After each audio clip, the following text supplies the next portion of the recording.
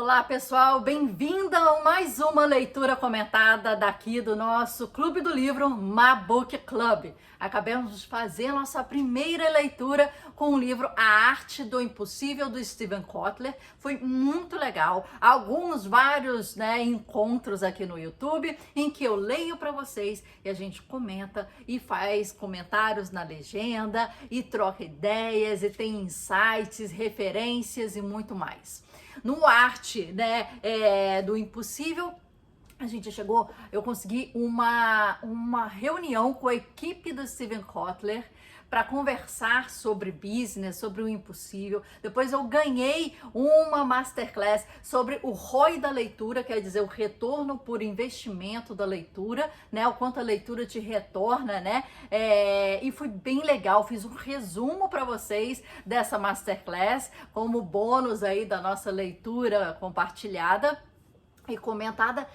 E vocês votaram no próximo livro que a gente vai ler, nossa segunda investida aí na leitura comentada do nosso canal. E ele é nada mais, nada menos do que esse livrinho aqui. O Ato Criativo, Uma Forma de Ser, de Rick Rubin. Quem é Rick Rubin? Um produtor e criativo da parte musical, da área musical, que trabalhou com Lady Gaga, com Madonna, com diversas bandas super e super famosas, trazendo o processo criativo para a construção da melodia, para a construção da harmonia, para a construção da estratégia, para a construção da letra da música, para os insights criativos. E aqui, esse livrinho, ele faz um compilado nos autos da sua vida sobre como foi todo esse processo. São vários capítulos bem curtos, de uma página e meia, então bem curtinho mesmo, mais ou menos 50 insights desse jeito, em que ele vai falando aqui no livro e trocando ideia com a gente. Então, primeiro, a formatação desse livro aqui é fantástica para a gente comentar. O objetivo aqui não é somente ler, Porque ler, eu sei que você consegue fazer sozinho aí, ter a sua disciplina. Se ainda não tem, a gente tem aqui o Leitor Supremo, o nosso e-book maravilhoso sobre curadoria, anotações inteligentes, leitura, retenção, colocar na prática com insights, ferramentas e muito mais. E além do nosso livro, a gente tem um curso na Hotmart de mesmo nome, Leitor Supremo. Todos os links vão estar aqui abaixo para você. Se quiser fazer, será uma grande oportunidade de você seguir aqui no nosso processo de leitura para ser a sua melhor versão. Um leitor supremo, Então, aqui a gente vai começar a leitura desse livrinho aqui. Vamos lá. E a gente vai fazer isso. A cada vídeo a gente vai fazer mais ou menos de 2 a 3 capítulozinhos, que aí eu te falei que tem uma página, e a gente vai fazer comentários. Os vídeos vão ficar mais ou menos de 15 a 20 minutos, não mais do que isso, pra gente ler um pouquinho de cada vez. Aqui eu tô pegando na sua mão.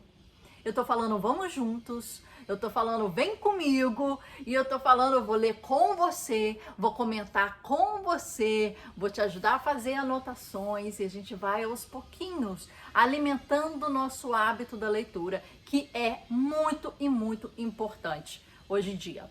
Tá ok? Vamos lá? Então, eu já tinha começado a ler esse livro, eu tava gostando tanto, e como ele foi o que foi votado, na nossa votação aqui, eu vou ajudar aqui minhas anotações, a gente vai começar do zero novamente, lendo um pouquinho aí desse livro, tá bom? Então, vocês que já sabem, o nosso esquema, lápis, marcadores à mão, Use o seu marcador como régua, se quiser, para você fazer as anotações. Eu gosto muito de lapiseira, eu gosto muito de marcador cinza, acho que fica fino, clássico, bonitinho. Então, eu indico esse aqui, um marcador cinza e uma lapiseira que eu gosto. Então, vamos começar essa leitura. O livro é do ano passado, de 2023. Então ele bombou nos Estados Unidos, mas assim, bombou muito. E aqui veio no final do ano passado, e começou a bombar bastante. Mas o Rick Rubin não é muito conhecido aqui no Brasil. Lá fora, ele é super unânime. Aqui tem 284 páginas, ok? E vamos começar. O objetivo não é fazer arte, é ficar naquele estado maravilhoso que torna a arte inevitável. Robert Henry, um ótimo poeta. Se você não sabe essa referência, esse é um ótimo poeta e tem vários livros ele também. Olha como é que é dividido aqui, com diversos capítulozinhos, né, pequenos. Então a gente vai começar. Tem aqui um escrito, uma poesia. Nada nesse livro é sabidamente verdade. É uma reflexão do que notei. Não tanto fatos, mas pensamentos. Algumas ideias reverberam, outras não. Algumas despertam um saber íntimo que você esqueceu que tinha. Use o que for útil, esqueça o resto. Cada um desses momentos é um convite para indagar mais, olhar mais fundo, afastar-se ou se aproximar, abrir possibilidades para um novo modo de ser. O que ele traz aqui, né? Uma forma de ser. Ato criativo é uma forma de ser. Então vamos lá. Todos são criadores. Quem não se dedica às artes tradicionais pode ter receio de se autodenominar artista. Pode considerar a criatividade algo extraordinário ou além da capacidade intelectual. Uma vocação daquelas poucas pessoas especiais que nascem para esse dom. Felizmente, isso não é o caso. Criatividade não é uma habilidade rara, não é difícil acessá-la. A criatividade é um aspecto fundamental do ser humano. É um direito nosso de nascença e é para todos nós. A criatividade não está ligada exclusivamente à arte. Todos nós nos envolvemos nesse ato diariamente. Criar é trazer à existência algo que antes não existia. Pode ser uma conversa, uma solução de um problema, um bilhete de um amigo, a reorganização de uma mobília de uma sala, um novo caminho para casa a fim de evitar o engarrafamento. O que você faz não precisa ser testemunhado, gravado, impresso, vendido, emoldurado para ser uma obra de arte. Pelo corriqueiro estado de ser, já somos criadores da maneira mais profunda. Criamos nossa experiência da realidade e concebemos o mundo que percebemos. A todo momento, estamos mergulhados num campo de matéria não diferenciado do qual nossos sentidos colhem informações. O universo externo que interpretamos não existe como tal. Por meio de uma série de reações químicas e elétricas, geramos uma realidade interna. Criamos florestas e oceanos, calor e frio. Lemos palavras, ouvimos vozes, fazemos interpretações. Então, num instante, produzimos uma resposta. Tudo isso no mundo que nós mesmos criamos. Não importa se estamos produzindo arte formal ou não, todos nós vivemos como artistas. Distinguimos, filtramos, coletamos dados, depois selecionamos uma experiência para nós e para os outros com base nesse conjunto de informações. Não importa que façamos isso de forma consciente ou inconsciente, pelo mero fato de estarmos vivos, já podemos nos considerar participantes ativos do processo contínuo de criação. Viver como artista é um modo de estar do mundo, um modo de interpretar, uma prática de atenção, de refinar nossa sensibilidade às informações mais sutis, de observar o que nos atrai e o que nos falta, de notar quais tons de sentimentos surgem e para onde nos levam.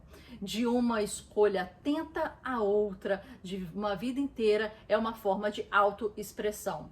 Você existe como um ser criativo num universo criativo, uma obra de arte singular.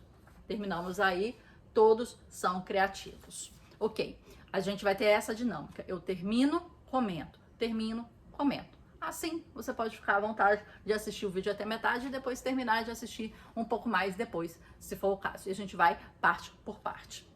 Então, eu acho que existe, primeiro, uma coisa muito importante. Existem várias palavras que existem vários significados diferentes e abordagens, né, diferentes, tá? Para você começar a falar assim, dessa forma, eu acho que ele tinha que ter definido o que para ele é entendido como criatividade. Eu consegui, ao ler isso aqui, e fazer duas distinções entre a criatividade puramente criativa, como seres humanos, resolvemos problemas, pegamos outros caminhos para nossos destinos, né? Porque ele está citando aqui, não sei se isso é criatividade em si, mas assim, existe esse tipo de criatividade, quer dizer, resolver problemas, dar soluções, encontrar outros caminhos, outras rotas, pensar de forma diferente. E existe a criatividade criativa artística. São duas coisas completamente diferentes. E aí, minha opinião particular, todos nós somos criativos? Somos. Para mim, somos. Todos nós nascemos super criativos? Para mim, sim. O negócio que acontece é que ao longo do tempo, com as amarras, as regras, as determinações da sociedade, a nossa criatividade, que é pura, que ela é leve, que ela é sem barreiras, sem delimitações, ela vai criando murinhos de delimitações. Você não pode fazer isso, você não é esperado você fazer aquilo, a sociedade não vê bom uma menina fazer isso, ou um menino fazer aquilo, ou isso é entendido como uma forma ríspida, uma forma agressiva, uma forma assim assado, você tem que se comportar dessa maneira. Então, essas delimitações, elas vão trazendo, né, travas ao processo criativos. E a gente sabe que até os 7 anos de idade é formado o processo da personalidade da criança, por exemplo. E é ali que é moldado quase tudo. Então, esse é o maior momento da vida que os pais estão. Não pode, não sube, não sobe, não pula, não quebra, não pega, não sei o quê, corpo ereto, não sei o quê. Tipo, o tempo todo parece que o pai está, primeiro, fazendo com que seu filho sobreviva, né? Parece que é tudo assim, não bata a cabeça, não enfia a mão no fogo. Não, parece tipo assim, o meu objetivo é fazer meu filho sobreviver até ele ter noção de como ele pode sobreviver sozinho. É tipo assim, cara, não se mate, né? Então, tem isso. E depois disso, vem uma parte um pouco mais branda, no sentido de que você já tem um diálogo maior com o seu filho, e são coisas que começam a ser negociadas ali e entendidas de uma maneira um pouco mais leve. Mas esse primeiro momento de 7 anos, que é a formação da personalidade, ali, esse momento eu acredito que a criatividade está aflorada, tá potencializada, e se ela receber estímulos positivos para que ela continue e não travas, tipo quebra-molas, né, o tempo todo, tipo, a criança tá querendo ir, não faz, vai se cortar, vai se queimar, vai se não sei o que, tipo, não vai, não pega, não faz, não sei o que, tipo, não experimente, porque o pai tá tentando proteger, às vezes, o máximo a criança. Então, aquilo ali cria travas que você nem entende o porquê. Tem uma pequena história que é o seguinte, de família, tradição da família, né, de geração em geração, foi passada uma forma de cozinhar um peixe. Então, você cortava a cauda, você cortava a cabeça, enfiava num tabuleiro, de um tamanho X, e você enfiava no forno, dava aquela temperada e enfiava no forno. E você cortava bastante, né, e tal. O que aconteceu? Um dia, depois de 3 gerações, a neta, sei lá, vamos dizer assim, perguntou, mas por que é feito assim? E ninguém soube falar. A avó, a mãe e tal, ninguém... Não, é porque não sei quem, né, da tatara fez assim, e a gente tá continuando a fazer. E aí, depois investigando, elas viram que a avó da avó cortava a cauda e cortava a cabeça, porque o forno daquela época era pequeno e não dava para entrar o peixe com a cabeça, com a cauda e com outras partes. Então se cortava ele todo e ficava ele fragmentadinho, cortado ali. E que não era nada a ver com a receita, era a ver com uma limitação do forno, da ferramenta naquela época. E as pessoas internalizavam isso, mas não continuavam, porque você pode, né, questionar, não, porque você coloca ali esse pedaço, fica mais gostoso, mais não sei o que e tal, a apresentação do prato, mas não tinha esse questionamento. Então, às vezes, é isso que acontece. A gente pega receitas em que a gente não entende o porquê, mas entende que às vezes são regras e vai replicando sem entender o porquê e às vezes a razão pelaquilo ficou no passado. O forno cresceu, o tabuleiro tá grande e você tá cortando o peixe cortadinho e tá fazendo ele ficar piquititinho. Então, às vezes a gente entende algumas coisas como regras e não entende o porquê. E as regras, às vezes, não se aplicam a outras situações. E aqui ele falou um outro ponto que eu queria colocar, que ele falou um negócio aqui, que é... A criatividade não está ligada exclusivamente a artes. Todos nós nos envolvemos nesse ato diariamente. É essa divisão que eu falei que existe, e é bom que fique claro que existe essa divisão, né? Criar é trazer à existência algo que antes não existia. Isso eu não concordo. Não sei a opinião de vocês, peço para colocar aqui embaixo. Isso eu não concordo. Eu acho que a inovação, de repente, é isso.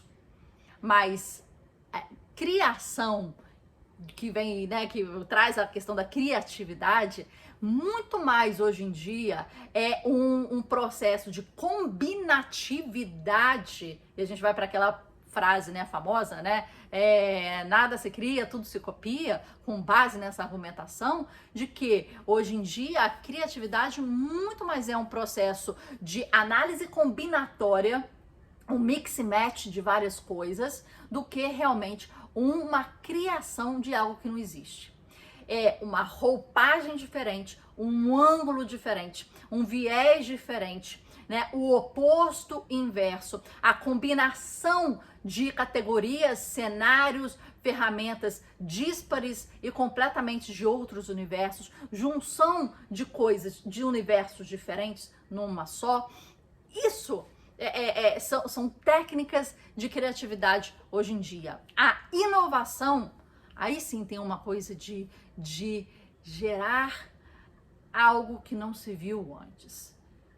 A criação, para mim, tem mais a ver com um trabalho de olhar coisas que já existem de uma nova ótica, com uma nova estratégia, com um novo ângulo, de um novo tamanho, de uma nova perspectiva, de um novo jeito, dentro de um outro mercado, dentro de uma outra estrutura, frente a uma outra categoria. É isso, para mim, entendeu? Então, essa parte que ele falou aqui, eu tô com aquela máxima antiga, né? Nada se cria, tudo se copia, né? E para mim, seria isso. Pessoal, 17 minutos, vamos ficar aqui, lemos conversamos, começamos, expliquei como é que vai ser esse projeto e a gente vai assim, cada dia um vídeo para você estar aqui comigo e a gente discutir esse livro aqui que tá mudando as perspectivas, principalmente lá de fora. Se conecte com o futuro. Nós estamos num país de terceiro mundo. Nós estamos no passado e no futuro de diversas nações. Então vamos entender da onde a gente tem que comer, se alimentar, pegar referências, né? Ele é uma referência desse mercado de música, ele é uma referência de produção musical, ele é uma referência de escrita musical, ele trabalhou com artistas de ponta. Então vamos comer da fonte, vamos beber da fonte.